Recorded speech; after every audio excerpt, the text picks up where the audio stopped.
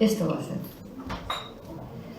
Tahan katsuda teid veenda, et vajame riikliku suurpõgenemise aastapäeva tähistamist.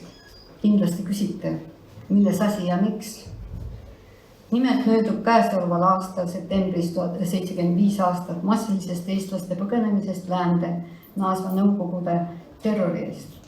Ja möödunud aastal pöördus ülemaailmne Eesti Keskpanga Eesti Vabariigi valitsuse poole, toonitades vajadust kinnitada suurpõgenemise mälestuspäev riiklikuks tähtpäevaks. Soovitati püstitada 1944. Aasta septembrikuul põgenenutele mälestusmärk Tallinnas. Aga kellest me räägime? Esiteks, kui palju põgenejaid üldse oli? Sellele vastab Tartu Ülikooli Välis-Eesti uuringute keskus, et teise maailmasõja tulemusel põgenes läände circa 75–80 000 eestlast. Maha jäid vähemalt sama palju sugulasi, sõpru, tuttavaid, niisiis kokku räägime mitmesajast tuhandest eestlasest, kes lisaks kõigile teistele sõjaõudustele, küüditamistele, rõhutud kartuste, murede ja teadmiste käes oma lähemate saatuste pärast aastakümneid pidid kannatama. Üle ilma on Eesti kogukondades ja kogudustes suurpõgemist alati tähistatud. Ja tähistatud leinatähe all ja tehakse edaspidigi. Uus on nüüd see, et suurpõgenemist meenutati möödunud sügisel ka Eestis, Tallinna Jaani kirikus.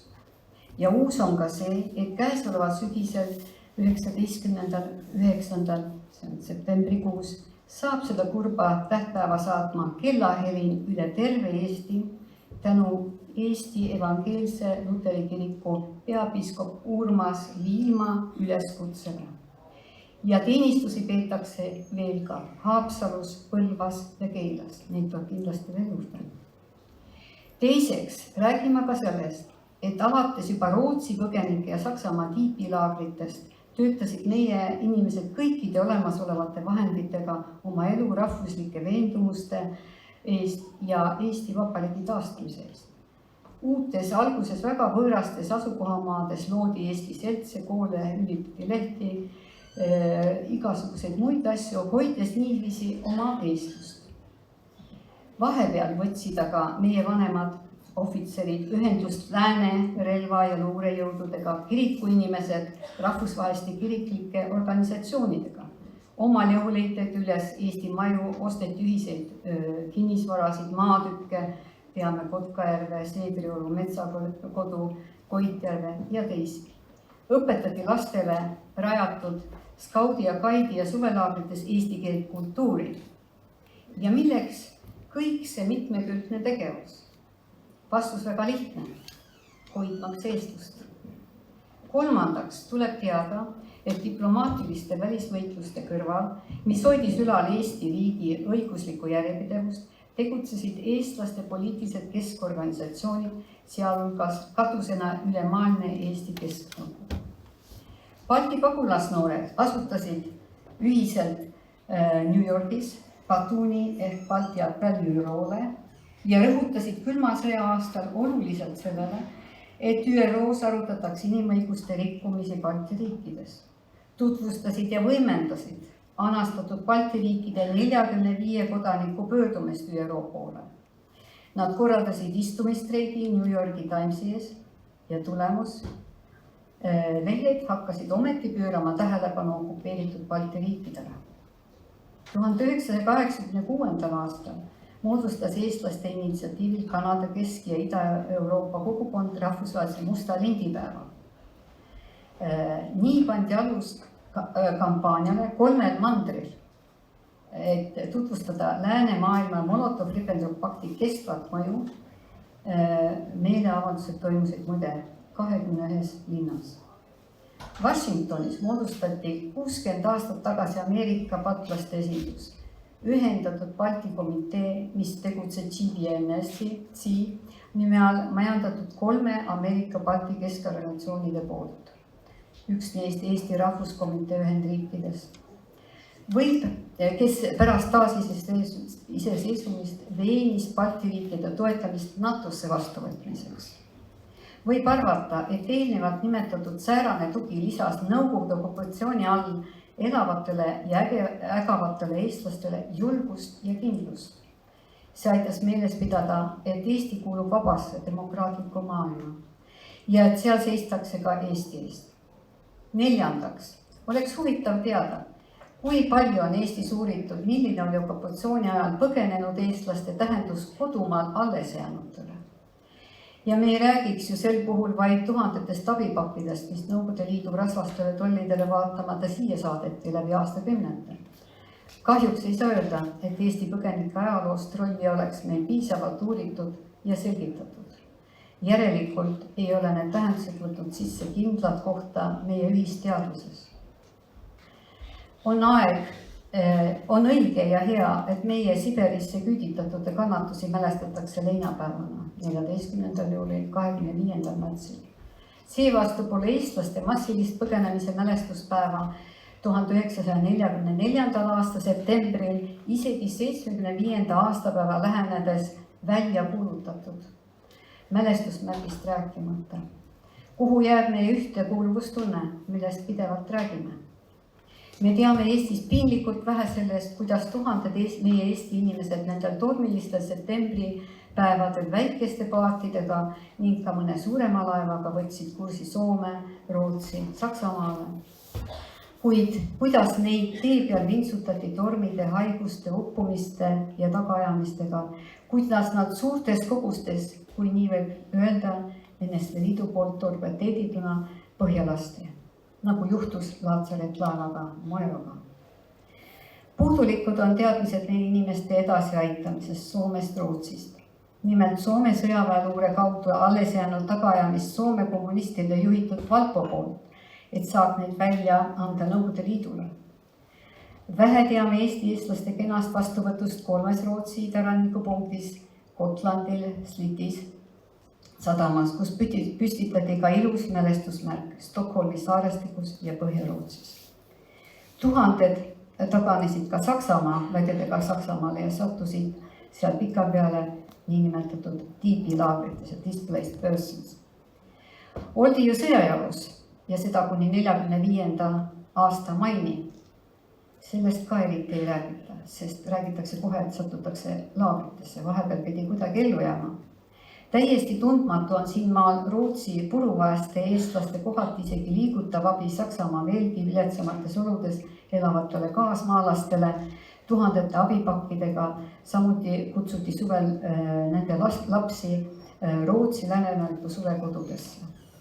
Sääraste eestlaste teadmiste puudumine ja nüüd tuleme 5. põhjuse juurde on muidugi tingitud meie okupatsiooniaegsetest poliitilistest tingimustest. Eesti NSV võimud vaikisid niinimetatud välis- või pagulaseestlaste asjast rääkimast ja nende saatused kas üldse maikiti maha, laimati neid järjekindlalt ja aastakümneid. Külastades tänapäeval Eesti kogukondi väljaspool Eestit, ei tea me pahatihti kohalike eestlaste olemasolust. Ei aimagi, kust, miks ja millal need head inimesed näiteks New Yorki, Londonisse, Torontosse, Uppsalasse või Sydneysse on sattunud.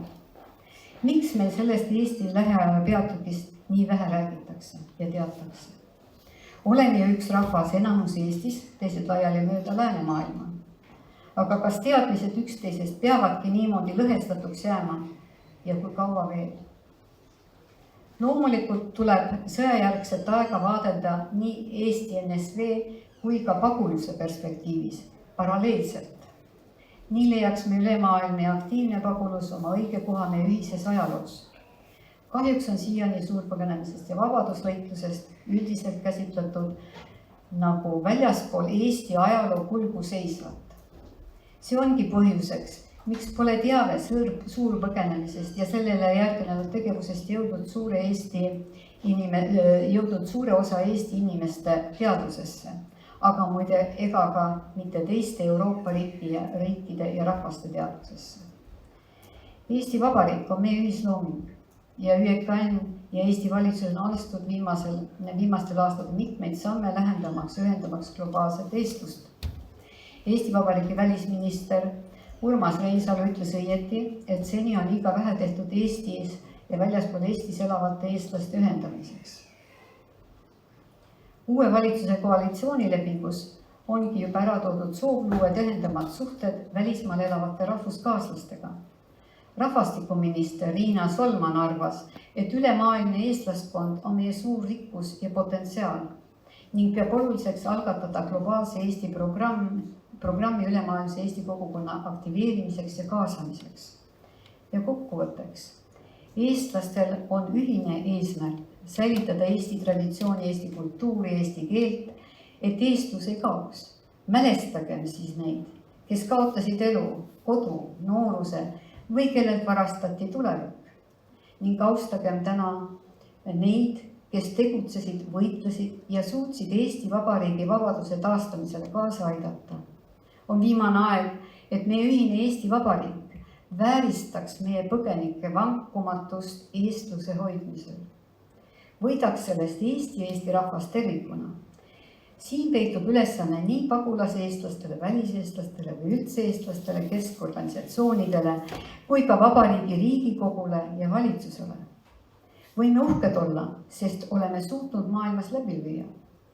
Et end paremini maailmas maksma panna, selleks tuleb muuta eestlust tõeliseks ühendavaks globaalseks väljakutseks, kujundada seda globaalseks nähtuseks, arendada ESTO võrke, mis hõlmavad kõiki eri piirkondades elavaid eestlasi. Oleks ju tore unustada, vabaneda möödunud ebameeldivatest mälupiltidest, kuid tahes-tahtmata oleme tihedalt seotud lähiminevikuga. Kui tänases tulevikku kehutavas Eestis oskab enamus inimesi anda ammendava vastuse küsimusele, kas tänases tulevikku kehutavas Eestis oskab enamus inimesi anda ammendava vastuse küsimusele, miks olime veel 28 aastat tagasi nii maha jäänud? Vastus eeldaks meie riigi ja rahva vastu sooritatud kuriteo, poliitiliste ja majanduslike aspektide tundmist ja mõistmist. Pole uudiseks, et rahva püsimine on seotud ajaloo terviklikkusega ja ajaloo taju terviklikkusega ja selle poole peab püüdma. Kuid ei saa öelda, et pagulaste ajalooline roll oleks Eestis piisavalt selgitatud ja kindlal kohal meie ühisteadvuses. Just seepärast meie kogukondade ühendamiseks ongi vaja kuulutada 1944. aasta suurpõgenemise aastapäeva tähistamiseks Eesti rahvuskalendris 1. septembrikuu päevadest ja tähistada seda iga aasta meenutamaks kodumaalt põgenemisel hukkunuid, aga ka ellu jäänuid, kes panustasid oma elu võõrsil, elades eestluse hoidmisele ja Eesti Vabariigi taastamisele. Oleme üks rahvas, mille ühendusmaaks on Eesti.